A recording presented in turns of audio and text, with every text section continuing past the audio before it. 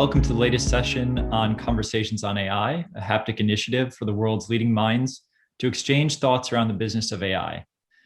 We're excited to welcome today Dan Gingiss, a customer experience speaker and coach who believes that remarkable customer experience is the best sales and marketing strategy for a business.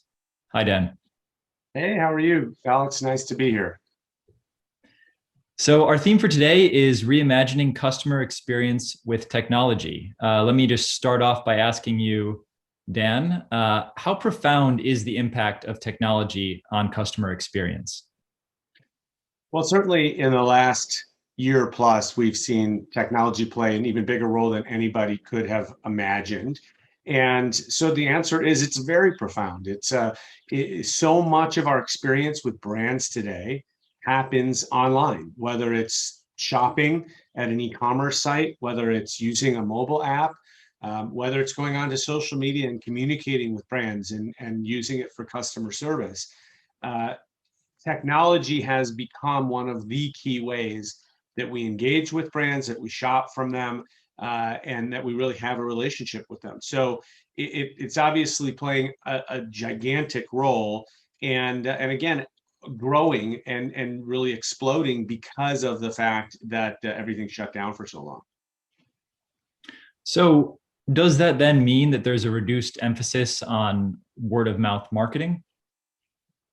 So I say no to that because word of mouth, the reason why I believe what I believe that you said at the beginning, that customer experience can be your best sales and marketing strategy, is that when customers have positive experiences with brands, they want to share it with people.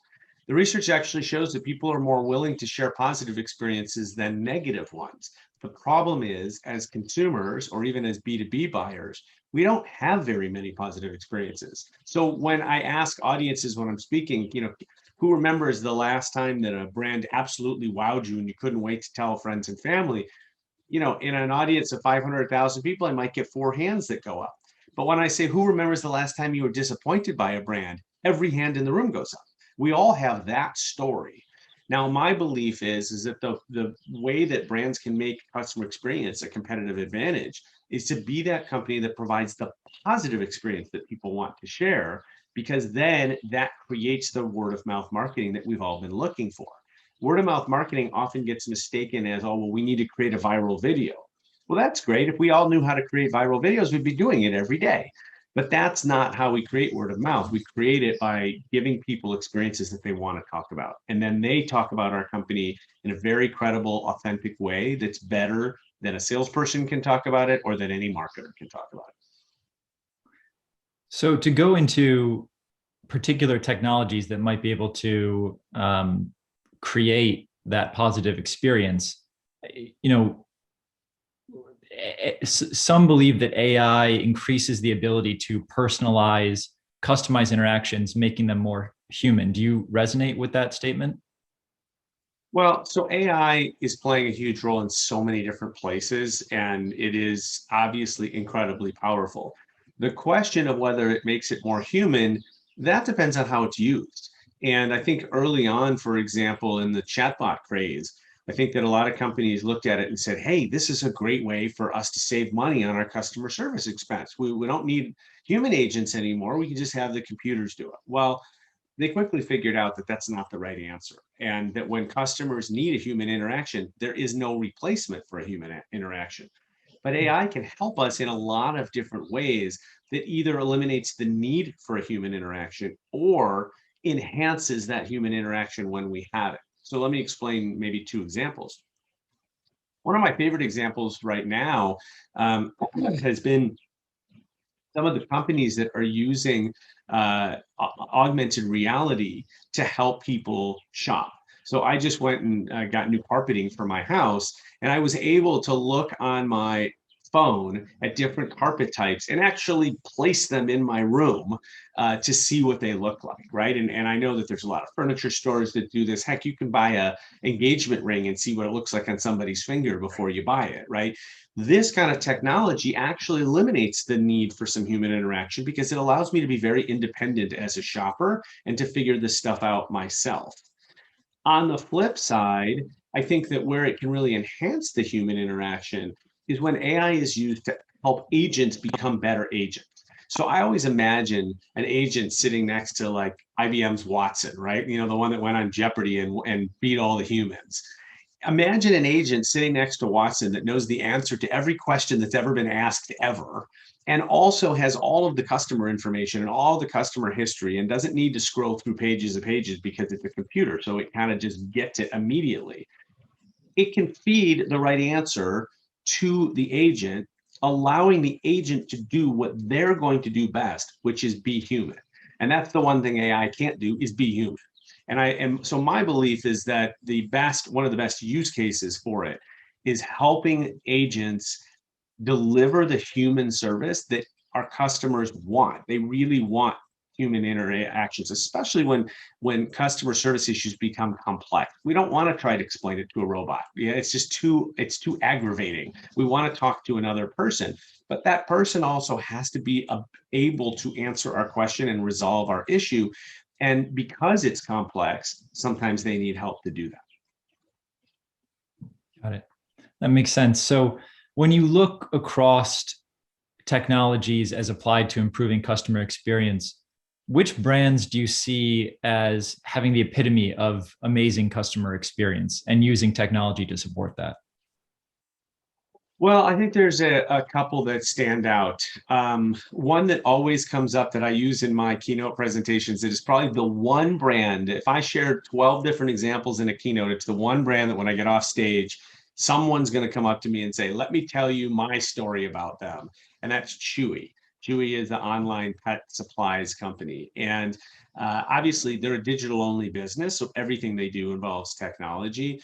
But one of the things they've done really, really well is their customer service agents are proactively reaching out to customers that are having issues with products.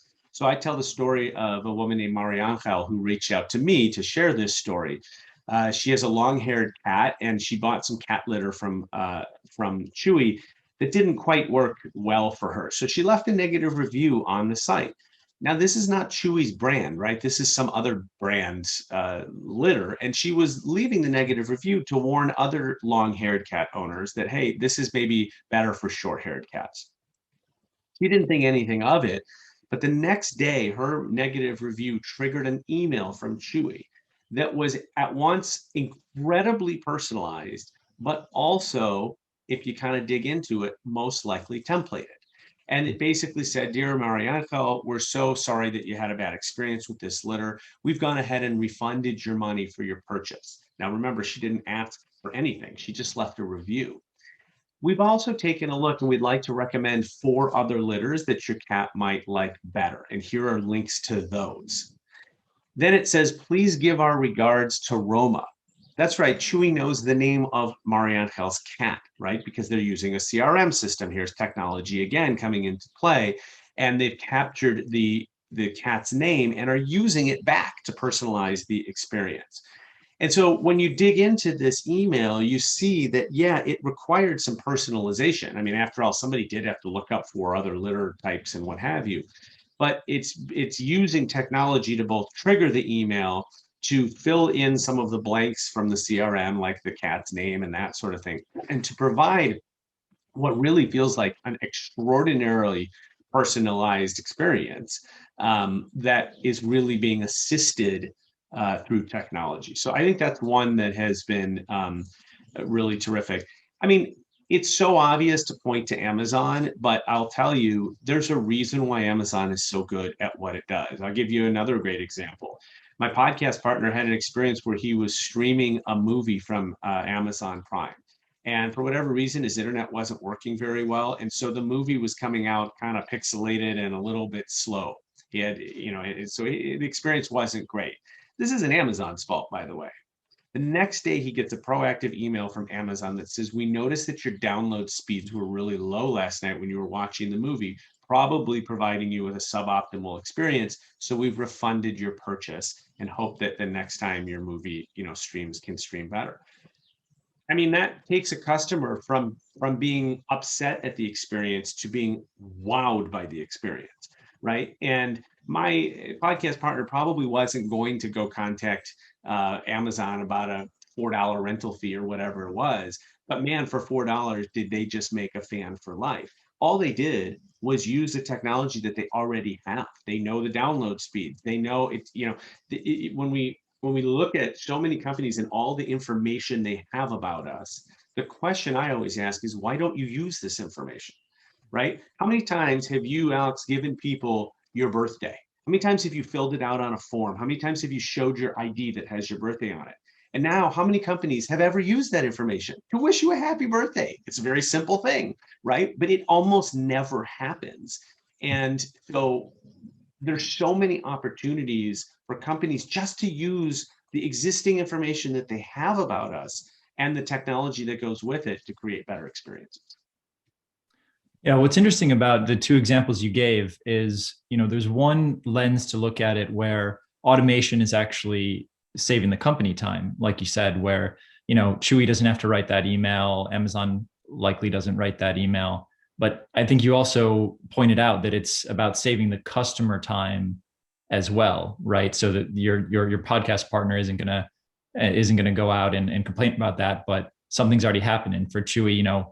The company's already recommended some alternatives. So it sounds like for Amazon, they may have saved a phone call to customer service, which is right. a big expense, right? So you think about, $5-6 per call multiplied by the number of calls that they could be getting at Amazon, which has got to be gigantic.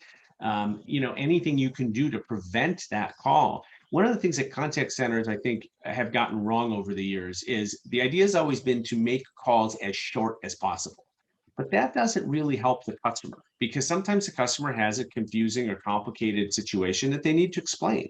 The real idea is to prevent the call in the first place, because as somebody much smarter than I once said, customer service is what happens when customer experience breaks. So if we can figure out what in the experience was broken and we fix that, then we actually avoid the call.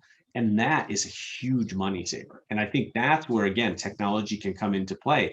Hey, some alarm went off that Joey's download speed wasn't fast enough. It triggers an email that then not only makes a great experience for him, but prevents that customer service call. So you sort of have a double win.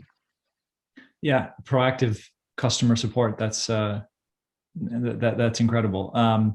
So I know you have a book coming out in September. Do you want to tell us a little bit about that? Absolutely. And I have a prop here. So it's called The Experience Maker: How to Create Remarkable Experiences That Your Customers Can't Wait to Share. And it's coming out September 14th, but is available for pre-order now. And it walks through my framework for creating remarkable experiences. I call it WISER. It's an acronym. It stands for witty, immersive, shareable, extraordinary, and responsive. These are all 5 things that companies should be doing to create those positive experiences I was talking to you about before that cause people to want to share. And then I go into implementation and how to actually do this at your company. And not only do I lean on dozens and dozens of real life examples, because I don't believe you should listen to me just because I'm writing the book. You should be inspired by real companies that have done this. But I also lean back on my 20 years in corporate America, where I did a lot of this stuff. And so I never recommend solutions that I know are too expensive, or that the legal department's not going to approve, or that you're never going to get the budget for, because I've been there trying to do that. And so a lot of almost every story that I share goes through 3 filters. It has to be simple, it has to be practical, and it has to be inexpensive. So what I want is for people to read these real life examples, get inspired by them, and ask the question, why are we not doing this? And most of them, it's not only going to be, why are we not doing this? There's going to be a light bulb that goes on, hence the cover. There's going to be a light bulb that says, I could do this tomorrow. I don't need my boss's permission. I don't need any budget. I can just make this change right now, and it's going to improve experience. I'll give you an example. I talk a lot about communication and all of the different ways that we communicate with our customers or clients. This could be in letters or emails or in social media or in welcome packages or in the boxes that we send them, or If you've got a storefront, a brick and mortar, it's how we welcome people to the store. It's signage. It's all sorts of things. Even if you think about back office stuff, it's invoices and statements and contracts and legal disclaimers. All of this is communication, and every time we communicate with a customer or client, there's an opportunity to create an experience where one doesn't exist. And that's how we start to create memorable experiences. We show our brand's personality. We show that that our company is made up of humans, not robots, right? And that we want a human relationship with you. And again, technology can support all of this. But making changes to how we communicate is free. It takes a little bit of time. That's really all it is. I have some really fun and memorable examples, even of legal disclaimers, where it feels like a lawyer and a marketer walked into a bar and they came out with this legal disclaimer that you actually want to read because it's interesting and funny. And I mean, what a mind-blowing experience to find legalese that you want to read. And if you kind of think about it from that perspective of how do we turn everything on its side to say, instead of saying, okay, well, we got to put this legal disclaimer because legal says we have to, if you turn it on its side to say, but what if we made it fun? What if we made it interesting? What if we made it easy to understand? Wow, easy to understand legal language? What do you mean?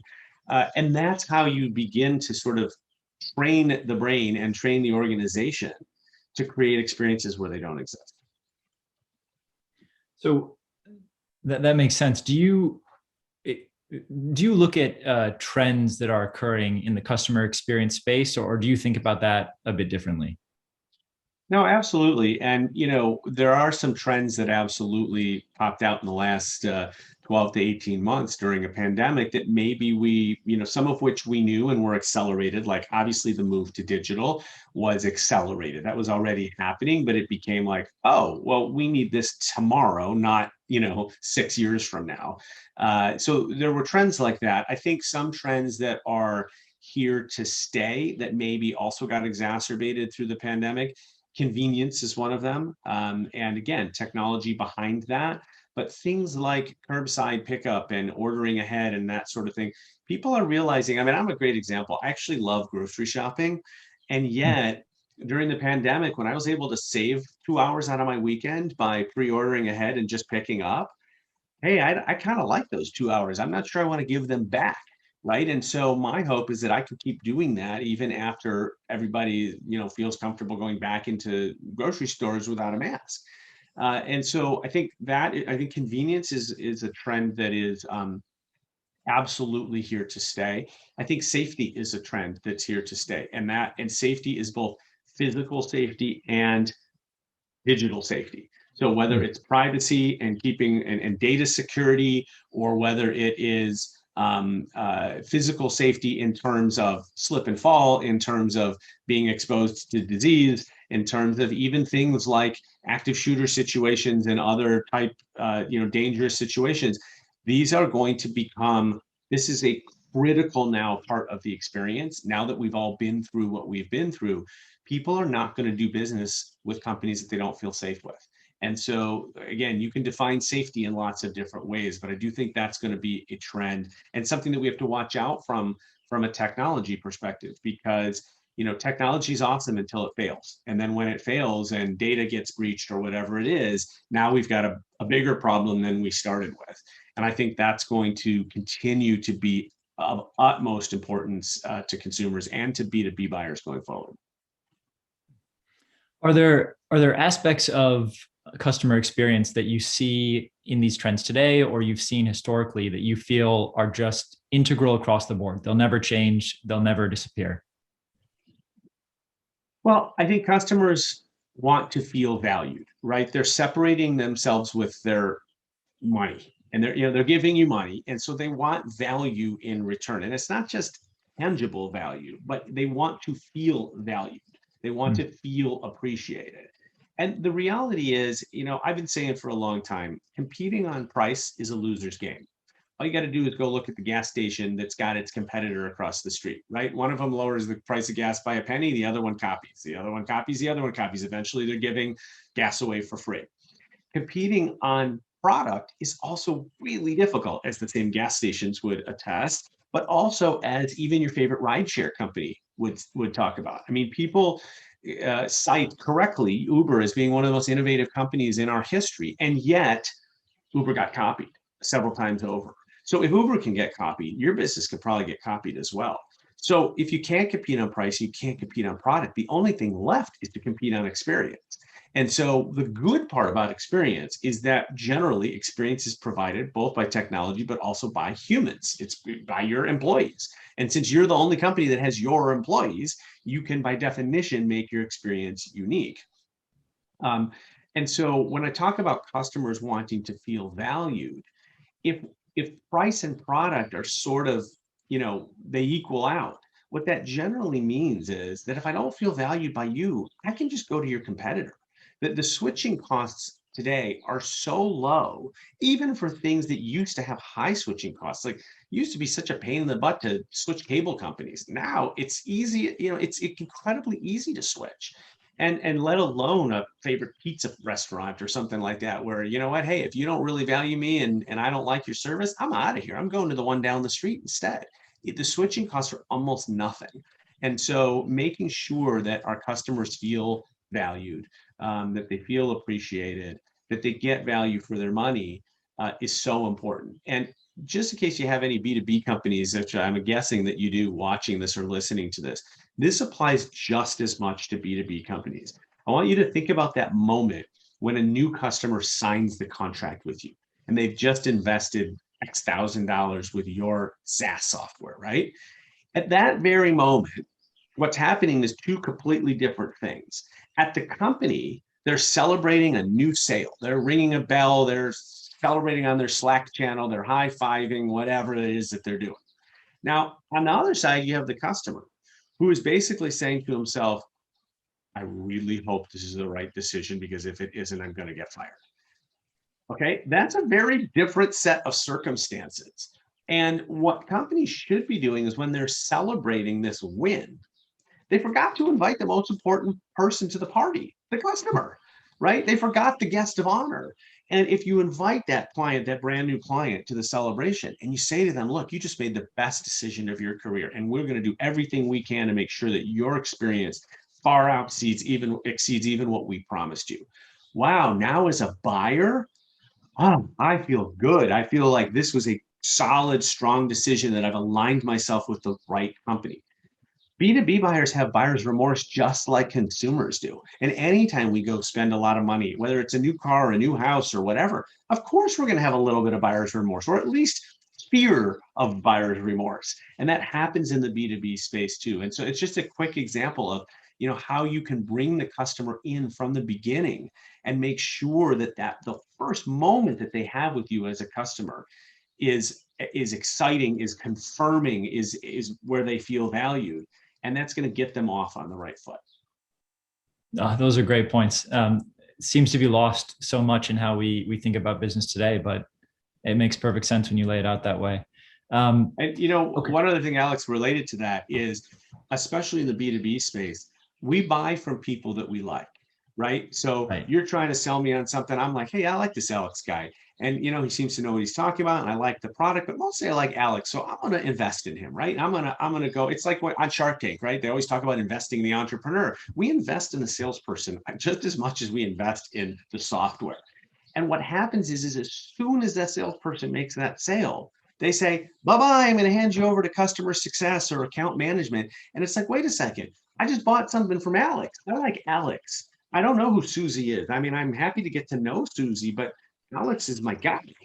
And so one of the other pieces of advice that I always give to B2B companies is make sure that salesperson stays with the customer through the onboarding, preferably for the first 60 to 90 days, to make sure that handoff is clean, that the customer knows they can always come back to them with questions, and that frankly, the company is delivering what the salesperson promised. Because sometimes salespeople will overpromise, knowing that it's somebody else's job to deliver on it.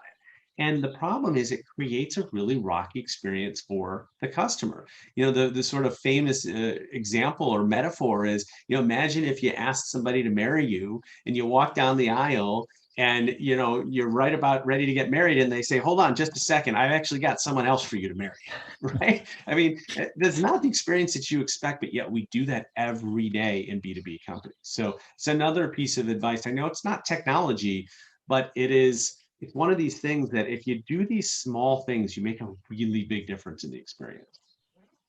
Yeah, it sounds like a core aspect of this is putting yourself in the shoes of the customer and kind of envisioning what it would feel like to go through this experience. And sometimes it seems like we lose track of that when, we're looking at, metrics that aren't revolving around that kind of human experience. So. Absolutely. And you can't learn that from a report. You can't learn that from a spreadsheet. You have to learn that from A, talking to your customers, and B, becoming a customer. And, I've heard a lot of excuses about how I can't become a customer in my company. First of all, you probably could if you really wanted to. If you can't, align yourself very closely with a customer that is basically going to give you the play-by-play.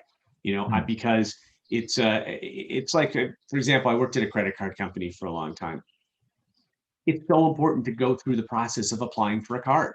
That's a long process. It asks you a lot of questions. One of the things that Discover did that was brilliant was they went through the application form and they said, do we have to ask all of these questions? I mean, any marketer will tell you that the more things you ask a customer to do, the lower your completion rate. So there were, I don't know, 14 questions. And they actually went through and they said, well, what do we do with this information? Why are we asking their birthday, for example? Are we even using it? No. Okay, cross it off. And they ended up getting the application down to something like 6 questions. And it ended up improving the completion rate amazingly because they made the whole process easier. But that application had been the same application for years, and nobody had gone through it as a customer, or no employee had gone through it as a customer to know, like, why are they asking me all this stuff? I don't even know how to find the paperwork to answer this question. And there are places where we trip up our customers all the time. And if you're not going through the process yourself, you don't know that.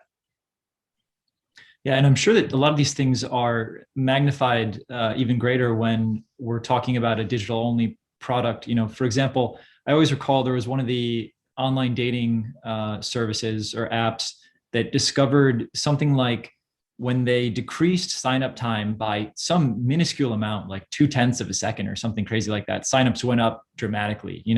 These things can be very sensitive to the experience ultimately. For sure. And also, another piece of that is that just because your mobile app developers say that it's an easy to use app, that doesn't mean that it's easy for customers, right? And if customers think it's complicated, then it's complicated. And for example, let's this is a website example, but same thing would go for mobile app. When's the last time that you, dear listener or dear viewer, looked at what people are searching for on your website and considered the fact that if they're searching for it, it means they can't find it, right? So, is there an important part of your website that is buried too many clicks below the homepage that is causing people to have to search when it could just be brought to the homepage and made more convenient for them? I'll give you another Discover example that I thought was absolutely amazing.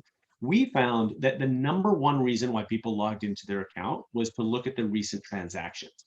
But at the time, you had to click a couple of times to get to those recent transactions. So we created a Facebook-like feed on the homepage. So as soon as you logged in, one of the first things you saw were your last 10 transactions. Alex, the most amazing thing happened from the moment that we launched this. All of a sudden, overnight, tens of thousands of people were logging into the website and logging out and doing nothing. Now, Amazon, that's a huge fail, right? Because we don't want a bounce rate like that. But at Discover, we celebrated because we realized we gave the customer exactly what they wanted. They logged in, they saw their transactions, they left. And as I used to tell my team, nobody wakes up in the morning wanting to go to their credit card website. Nobody. So we got to make it as fast and painless as possible and get them out of here and get them going on their day.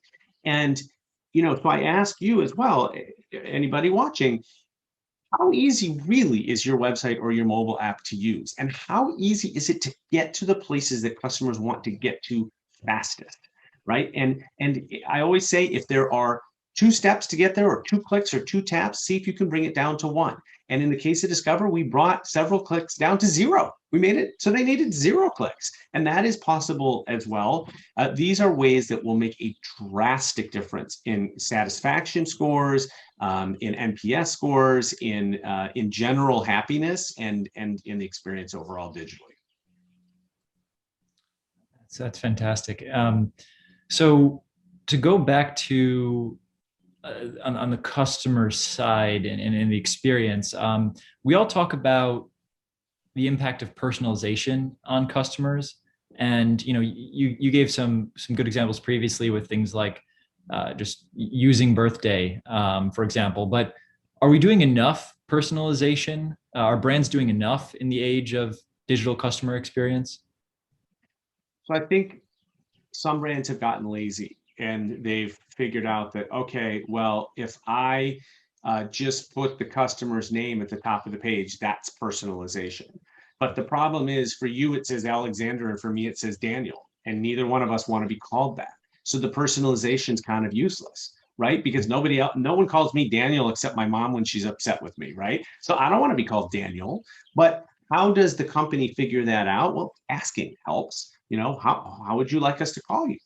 Because if I have to fill something out, if I'm paying with a credit card and they need the name on the card or whatever, I got to put Daniel. It's my legal name, right? And so I think that personalization is not just about making sure that we include the person's name, but it's how much do we know about our customer? And I mentioned the birthday thing earlier, but in the B2B space, heck, if your salesperson's already doing the LinkedIn research about a prospect, then they know where the person went to school. They know what kinds of associations or charities that they're involved in. They know their work history. They know where they live.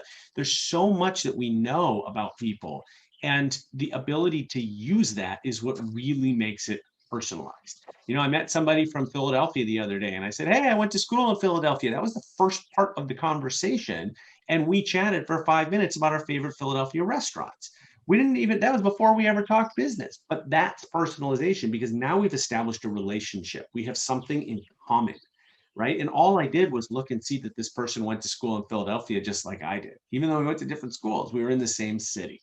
Okay, so personalization doesn't have to be that hard. In terms of using technology, so many companies use CRM systems, but as I mentioned before, what's the data you're capturing, and are you actually using it? I mean, capturing data is wonderful, but if it just sits on a server somewhere, it's not useful to us, right? So either A, don't bother capturing it, because obviously you had to capture it from the customer, so you made them do some work, or B, figure out a way to use it. And that's why I love the Chewy example, is that at some point in the process, Chewy collects the name of your pet and then they use it, right? And then that experience gets so personalized. And anybody that's a pet owner, man, don't get between me and my pet, right? That's an emotional tie. And when you mention my pet by name, whew, I already like you a lot better than I did 5 minutes ago. And so, by the way, you don't have to be a pet supplies company to mention someone's pet, right? I mean, if you're on a sales call and you go to somebody's home and you see Fido there, write down Fido's name and make sure that that gets used later in the process.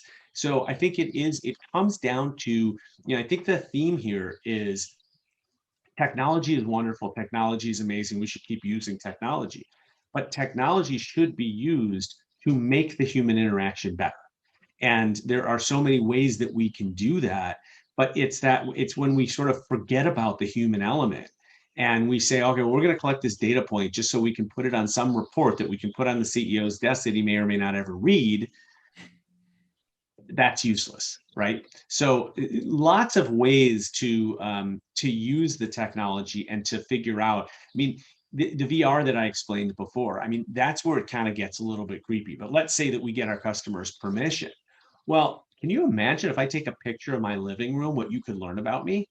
I mean, you could see what I have on my mantle. You could see that I have a fireplace, right? You could see that I've got pictures on the wall. Maybe those pictures are of my kids, and you can see that I have kids. I mean, we could learn in a very big brothery way a lot of things about people. And then the question is, again, how do you use that for the customer's benefit? And I think what we're learning, especially with the younger generations, is customers are more than willing to give up some level of privacy in the sense of being able to give up their data and their information. But the expectation is you're going to keep it safe and secure, and you're going to use it for my benefit, not so that you can sell it to somebody else and make money for your benefit, but you're going to use it for my benefit. And I think that's the thing that we've got to be able to put together is using technology to create better human experiences for the benefit of the customer. I'm glad you clarified that. I was wondering about balancing that personalization with the call for privacy. And I think that was a great summary right at the end there of the theme of everything we've discussed so far. Dan, I wanted to ask, what else would you like to leave our viewers with? Well, my view on customer experience is that it is a marathon, not a sprint. It is not something that you're going to change overnight, but it also doesn't have to be huge and overwhelming. One of the pieces I mentioned of the Wiser framework is extraordinary, and people always get nervous about extraordinary because they're like, oh no, that's going to be expensive. But remember that extraordinary just means a little bit better than ordinary. Your competitors are ordinary. Your competitors are doing things the way that everybody else is doing them, which creates an opportunity for you to do something different, for you to have that legal disclaimer that is memorable, for you to have that personalization that is different, for you to use technology in a new way that the customer says, wow, this is cool. I want to do business with this company. And that's what experience is really about. And so one thing I will offer your viewers, if you'd like some ideas on how to do this at your company that, again, are free and quick to do, I launched something that is called the 10-day CX Challenge. And what this is it's literally every day you get about a 60-second video from me that is challenging you to do something different in your business.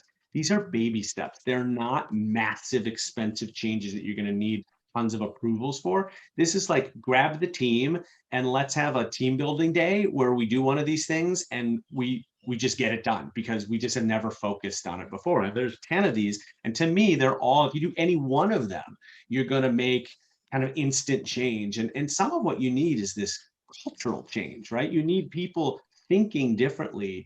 One of the best compliments I ever got in my corporate career was a boss telling me that he loved how at every business meeting, I was always wearing the customer's hat. I was always thinking about the business problem through the customer's eyes. And I thought that was a great compliment. So anyway, if you go to 10daycxchallenge.com, the number 10daycxchallenge.com, it's a free challenge.